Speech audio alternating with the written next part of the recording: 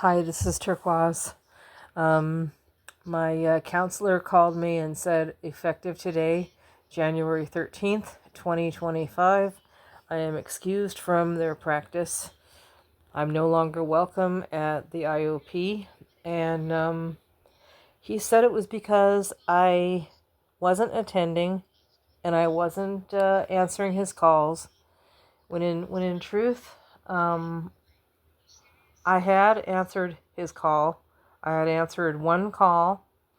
I had felt no need to call him or answer anything because he had told me that if I didn't come back, if I didn't come in again to consult with him in person, he was going to discharge me on Friday. So I didn't see any reason for going in, and I left him a message and told him I couldn't get a hold of him again. I left him a message and I told him, okay, I'm not coming back. I'm not coming in to talk to you. I wanted to discuss this over the phone.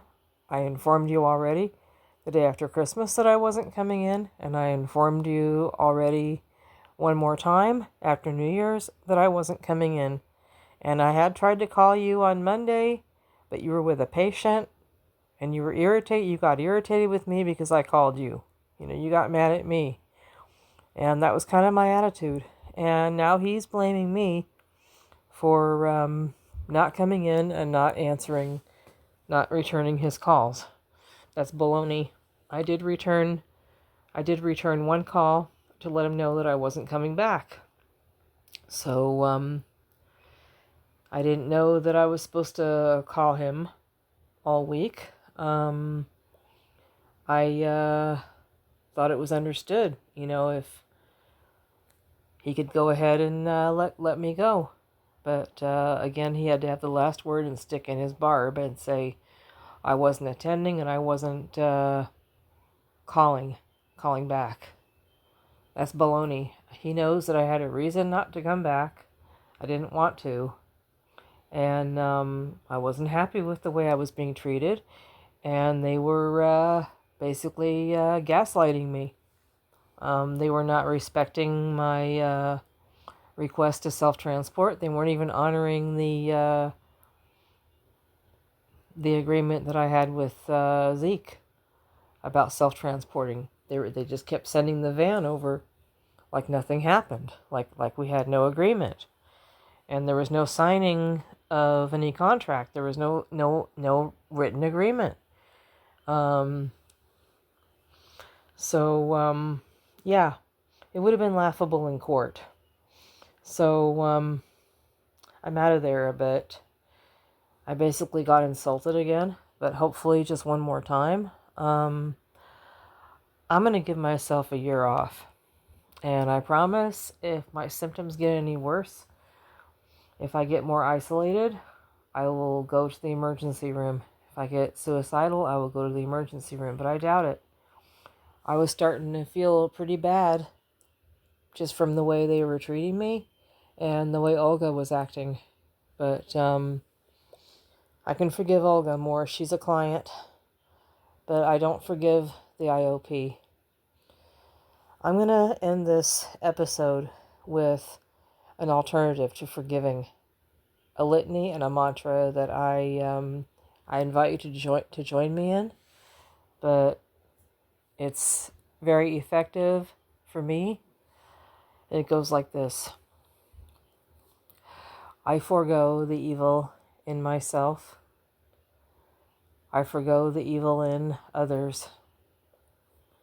I forgo the evil in the world. I turn it over to God. I forgo the evil in myself because I'm feeling evil, guys. I'm feeling angry. I forgo the evil in myself. I forgo the evil in others.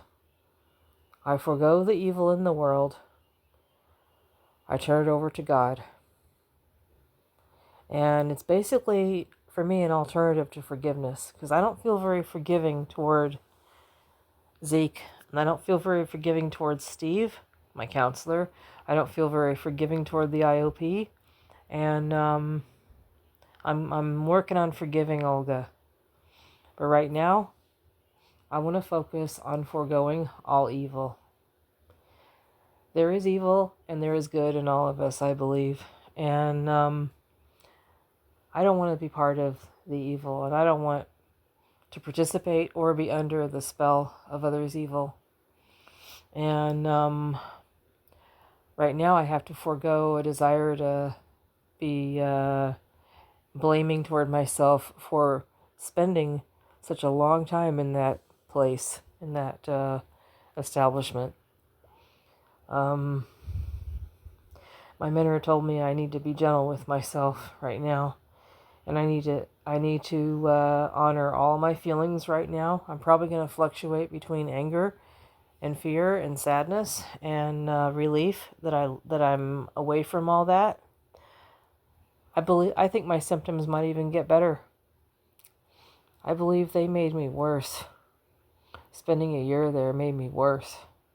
And I visited my girlfriend today and had a mesh session with her and Zoomed with my mentor. So, and I have a plan that if Social Security writes to me again and wants to evaluate me, I'll deal with it when that time comes. Hopefully that won't happen for another 3 to 7 years. And if it does, I'm going to have to either find a provider or, and if I can't find a provider, maybe I'll go to the emergency room, and I'll tell them I really need some help. I'm about to lose my benefits and my symptoms are worse. I'm feeling hopeless, and that usually will get me in for 72 hours. And, they can use that. Social Security can use that I got evaluated. I got evaluated as someone who's had a history of mental illness and mental health care. So I'll cross that bridge when I come to it. You can refer back to my other episodes where I had to go in because I was getting evaluated. I had to go in for treatment. I was also dealing with depression symptoms at the time.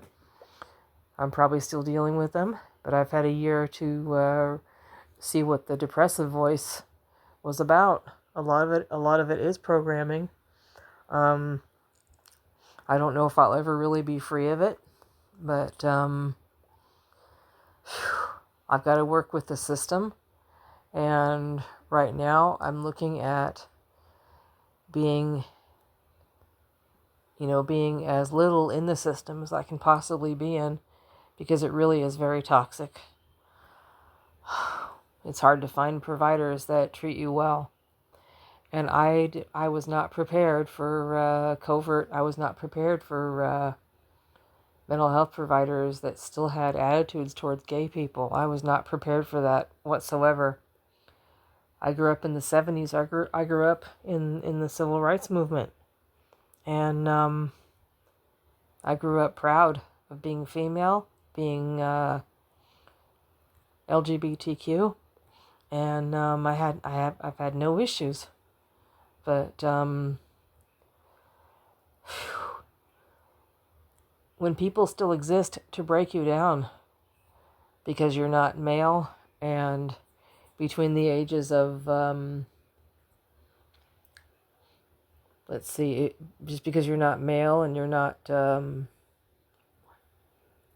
upper middle class or middle class, if you're not working a 9-to-5 job and you're not in the military and you're not after a certain age or before a certain age, you're treated like you know what. And if you're not heterosexual, you're treated like you know what. I mean, I know that happens, but I was not ready for it in psychiatric care. I wasn't. And I'm appalled and I am disappointed. And, they're still getting away with it under the radar. I'm even more ashamed of that fact that people can still get away with it. And I think we need to work on legislation to protect vulnerable adults and disabled adults and adults with mental illnesses and senior citizens that are LGBTQ and the like. I'm glad that there's laws to protect minors, but I wish there were to protect adults too, because I obviously fell into a wide gap, and I was exposed to some very toxic, pernicious attitudes for the past year, just because I had a crush on a woman, just because I had a same-sex crush. Well, talk later.